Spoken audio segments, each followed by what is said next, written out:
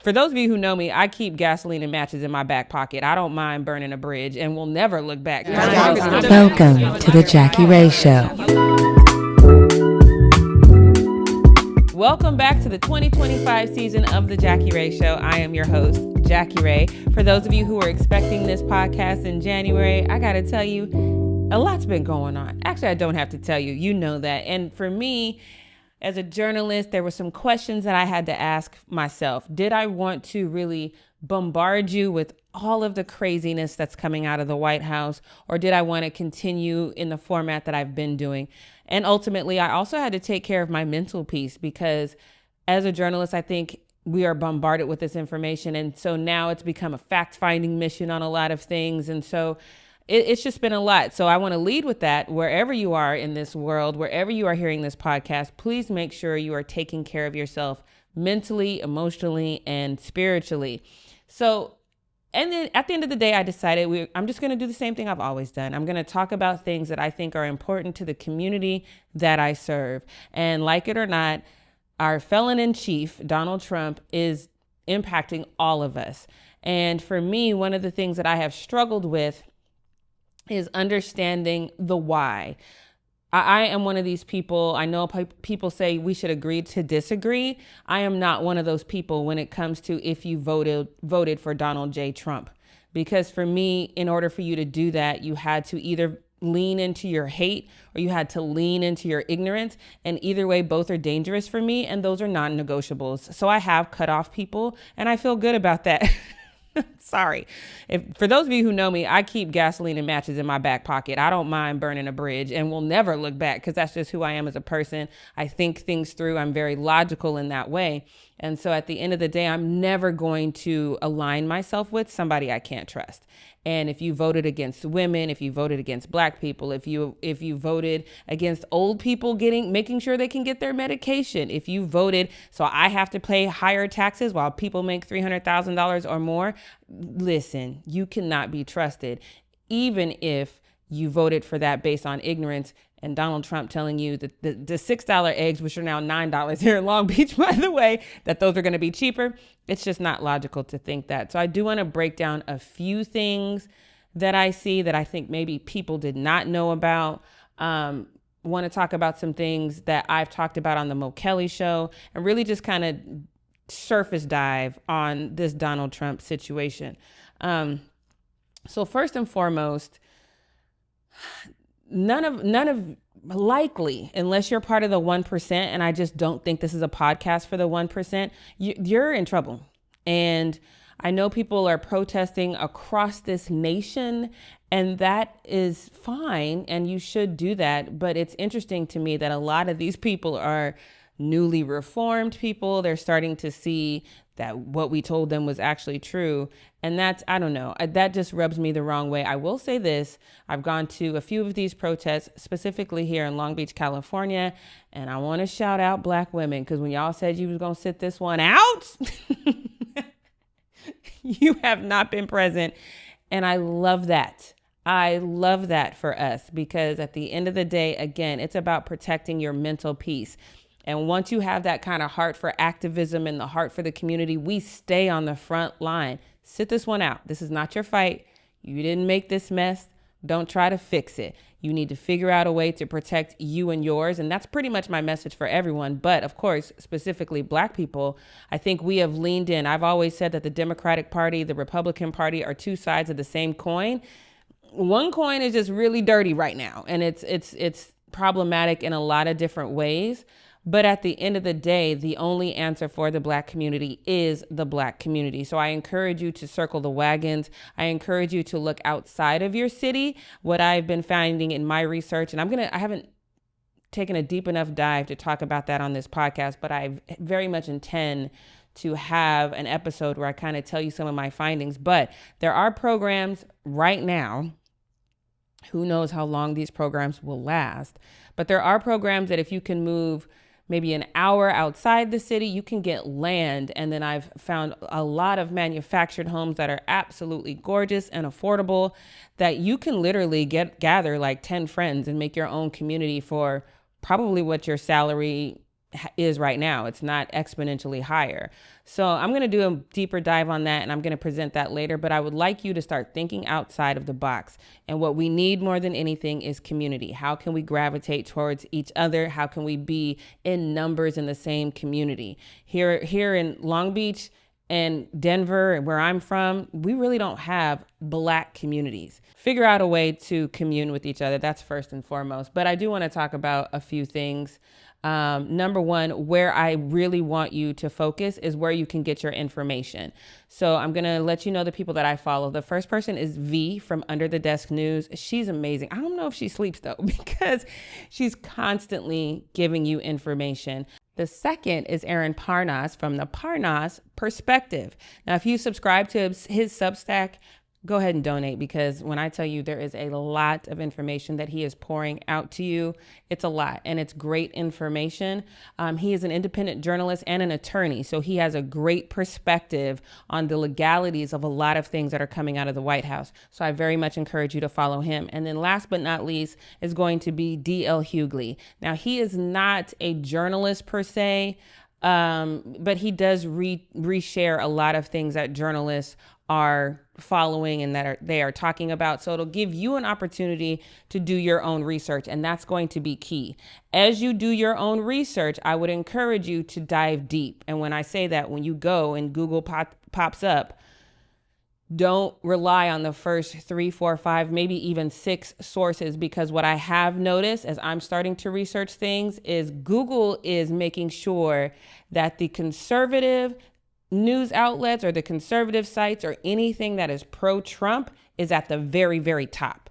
I'm not saying that you shouldn't read those. I think you absolutely should read those, because it's going to give you a great perspective on the difference of how information is presented, and it'll let you compare what facts were left out of this one, what facts were included in this story, and how does that affect you. So I'm not saying don't read those. I'm saying just be very, very careful in how you are receiving your information, because unfortunately a lot of these conservative news sites that are being pushed upon the American people are co-signing on everything Trump does, and so you're just not getting enough information. Once again, and I know I preach this all the time, it is very, very vital to you to have a local news outlet, because your local politics are going to affect you before anything else does. An outlet that you trust, that's not only giving you the news that you need, but is also holding local politicians accountable. So when I say have a news outlet that you know and trust and that you're following, you also need to make sure that you are financially supporting those outlets. So for me here in Long Beach, if you like the work that I'm doing, I am JackieRayTV.com. On every single page on my website, there is a donate button. So please feel free to go there and donate to me. I want to sidebar for a second, because I went to an event called Surge. Surge stands for Showing Up for Racial Justice. This is a very unique organization. So if you're here in Long Beach and you don't really know what to do, sometimes I get it if you're a white person specifically, because a lot of this that's happening right now is racist, homophobic stuff that's coming out of the White House. So if you're white and you're just like, oh, I don't know what to say, what to do, where to get involved, I urge you to find your local Surge chapter. This was started by 2 white queer women when President Barack Obama won his first term, and then there was this racist rhetoric that hit him immediately. And these 2 white women decided to get together and figure out ways that they can combat that. So not only do they gather white people in the same space to have those conversations, which are vital. I think it's no matter what group you're a part of, it's vital to gather together and have conversations amongst yourselves before you kind of disperse. But they've gathered together, they have these conversations, but they're also affiliated with Black organizations, Cambodian organizations, LGBTQ plus organizations. So they really give you a center point to know how you can help the communities that are most impacted by this administration. So I definitely want you to find one local to you if you are a white person in the country that just really wants to get involved and help. I know there's a lot of organizations, but this is the first one that I've seen that it spoke to my spirit, because the energy was amazing. There was so much love and compassion in this movement. It was amazing. And I found it on Reddit. I never would have heard about this if it hadn't been on Reddit. So shouts out to them. But in that, maybe a couple of days after I covered their demonstration, I forgot that I had put my Cash App on my Instagram. I forgot I had Cash App, I'm gonna be honest with you. But and all of a sudden I get this notification from 3 people who donated to me, which means they were intentional. They respect the work that I did, and they were intentional in finding ways to support me. So I'm not going to give their last names because I know that's a little weird nowadays, but I just want to really briefly shout out Donnell, Andrea, and Alexandra.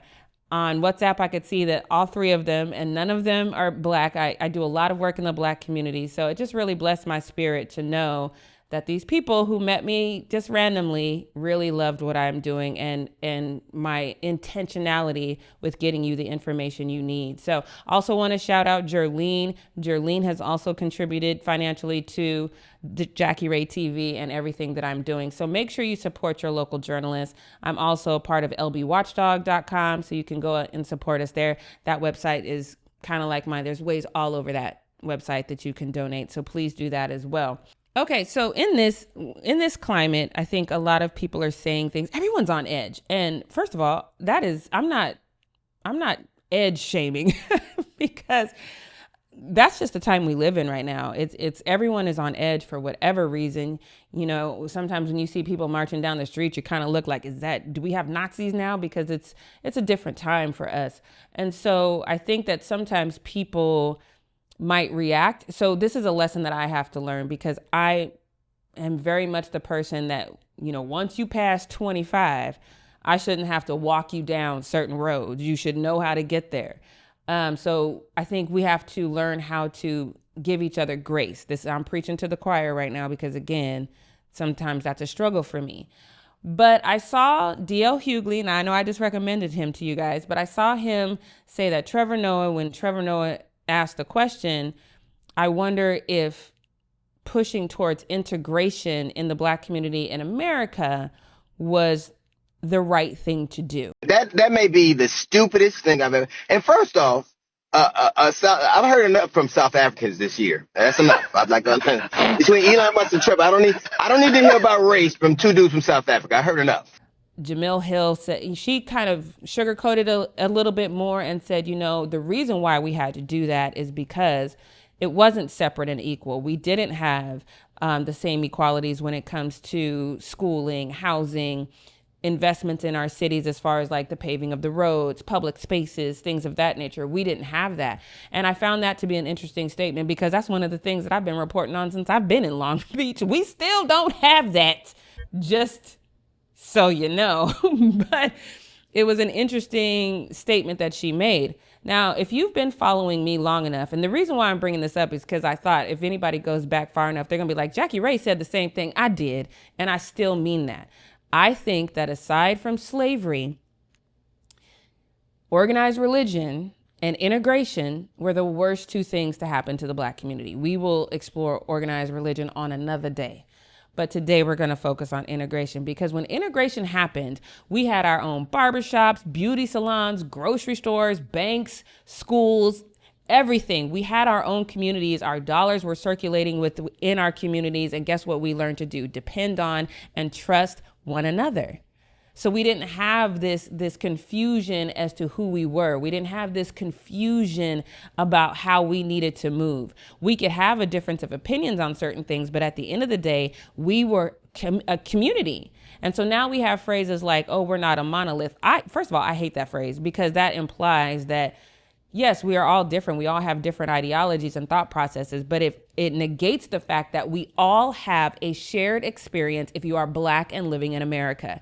That phrase completely negates that. I feel the same way about a rising tide lifts all boats. No, it does not. A rising tide is not going to lift a boat that has hundreds of years of holes and damage and neglect. It's just not going to do it. It's one of these things that we say to make excuses for not moving in a certain way. And right now, the Black community cannot make those excuses. I really don't care if you like me. I'm an acquired taste, and I know that, and that's fine. I don't like a lot of people. I got 4 close friends. So I have a ton of acquaintances, but as far as people that I'm going to be on the phone if something happens, like, where you at? Are you okay? This is the meeting spot. I got 4 people. By extension, there's more, but I'm talking about my close circle of friends. There is 4 people. You liking me is of no consequence to me, but I'm always going to fight for you if you are in my community. And that is the piece that we're missing, is the level of understanding that, you know, that person gets over on my nerves because they do things this way and I think they should do things that way. But at the end of the day, that is a Black person that is trying to push for change. Let me support them. Full stop. Full stop. There should be, you don't have to break bread with that person. You don't have to go out to dinner. You don't have to have a drink. You don't have to go to their house. They don't have to go to yours. But at the end of the day, we are all in the same fight. And integration took that from us. Because guess what happened? Once we integrated, now the same people who didn't want us in their schools, who didn't want us in their churches, who are throwing water on us, well, hosing us down, sicking dogs on us, they still felt the same way. And if for people who thought that was a bad statement, let me tell you something. Dr. Martin Luther King, and I'm not talking just about when he said, I fear I've led my people into a burning house. He did, and it's still smoldering. But he also knew that the integration was going to be problematic, because integration is easy. Integrating and then reconciling the harm that you've done is not. So I'm going to let you hear that clip and then we will revisit. And it didn't cost the nation 1 penny to integrate lunch counters. Well, it didn't cost the nation 1 penny to guarantee the right to vote. But now we are dealing with issues that cannot be solved without the nation spending billions of dollars and undergoing a radical redistribution of economic power. Yeah, that didn't happen.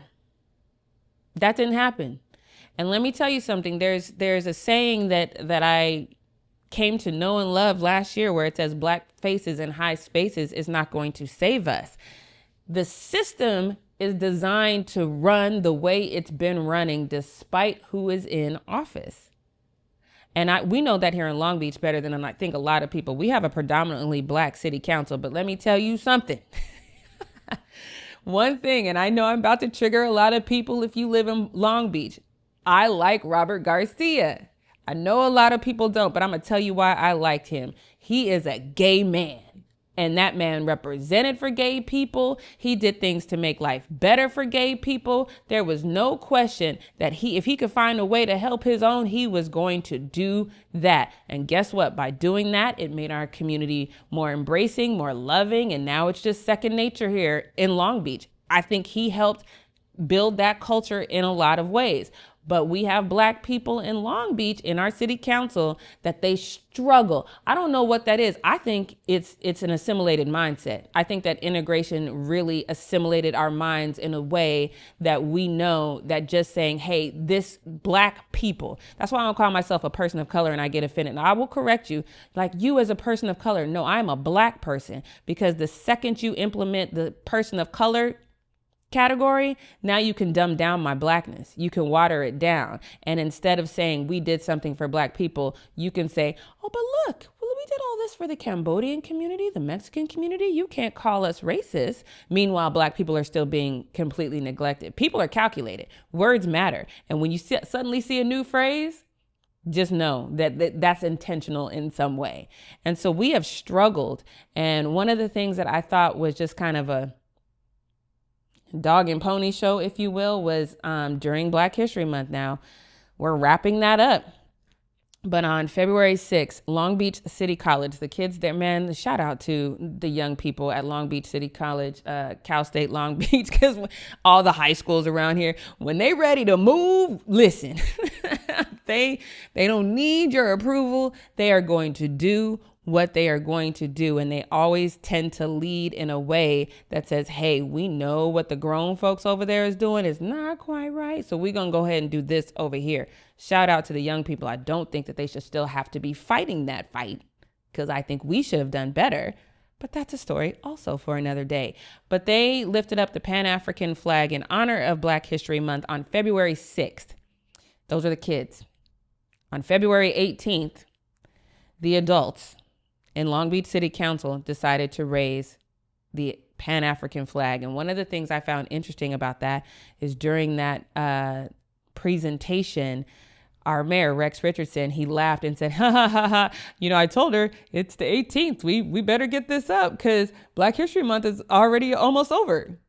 And these are Black people with no sets of intentionality. And then there was a moment when Tanua, our newest city councilwoman, kind of said, and it's not just raised here. You can also see this at our city college, as if to kind of say that the city didn't have anything to do with that. That was kids doing the right thing because adults was wasting time. But I'm going to let you hear her speech and then we'll come back. Times like this, when others would expect that we would want to hide our flag, hide our pride, hide our values, that we are standing here today to make sure that this flag waves. Ladies and gentlemen, as I look at this flag, we've talked about what it all represents, the red, the black, the green. But let me just tell you, when I saw the creases in that flag, I said, all right now, we got this flag for the very first time. It hasn't even waved enough in our city. And I can't wait for you to bring your family members, your friends to come by to see it. And let me let you in on a little secret. Not only is the flag flying here at Long Beach City Hall, you can go to other institutions, including our Long Beach Community College, and you will see the flag flying there. Ladies and gentlemen, join us today in this celebration as we raise this flag. Let's continue to show the momentum that Black history is our history, and it is every day. Thank you. Yeah, I don't have a lot to say about that. To me, this is one of those afterthought things. And the whole thing to me just felt like a show. And part of the reason I felt like that is because there's been this influx of all the intentionality. And I'm doing air quotes for those of y'all who are listening to the podcast.